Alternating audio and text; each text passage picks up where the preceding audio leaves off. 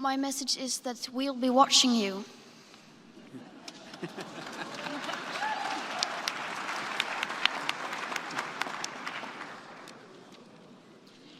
This is all wrong. I shouldn't be up here. I should be back in school on the other side of the ocean.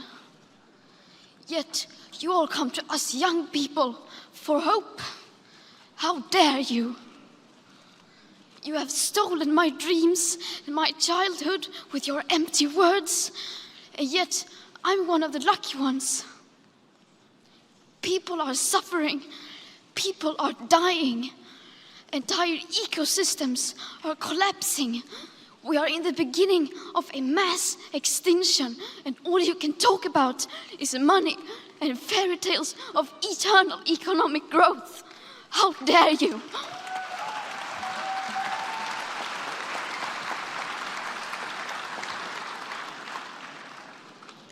For more than 30 years, the science has been crystal clear. How dare you continue to look away and come here saying that you're doing enough when the politics and solutions needed are still nowhere in sight? You say you hear us and that you understand the urgency. But no matter how sad and angry I am, I do not want to believe that. Because if you really understood the situation and still kept on failing to act, then you would be evil, and that I refuse to believe.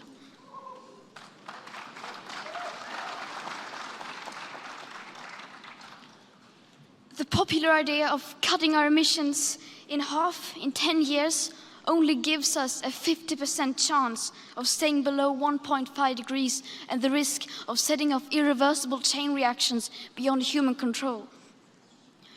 50% may be acceptable to you, but those numbers do not include tipping points, most feedback loops, additional warming hidden by toxic air pollution, or the aspects of equity and climate justice. They also rely on my generation sucking hundreds of billions of tons of your CO2 out of the air with technologies that barely exist. So a 50% risk is simply not acceptable to us, we who have to live with the consequences. To have a 67% chance of staying below a 1.5 degrees of global temperature rise, the best odds given by the IPCC, the world had 420 gigatons of CO2 left to emit back on January 1st, 2018. Today, that figure is already down to less than 350 gigatons. How dare you pretend that this can be solved with just business as usual and some technical solutions?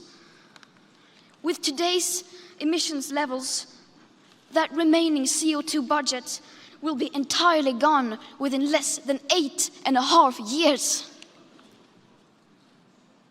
There will not be any solutions or plans presented in line with these figures here today, because these numbers are too uncomfortable and you are still not mature enough to tell it like it is.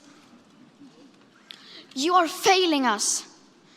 But the young people are starting to understand your betrayal. The eyes of all future generations are upon you. And if you choose to fail us, I say we will never forgive you.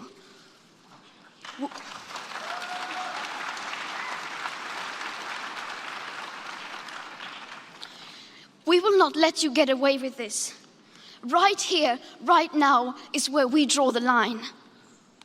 The world is waking up, and change is coming whether you like it or not. Thank you.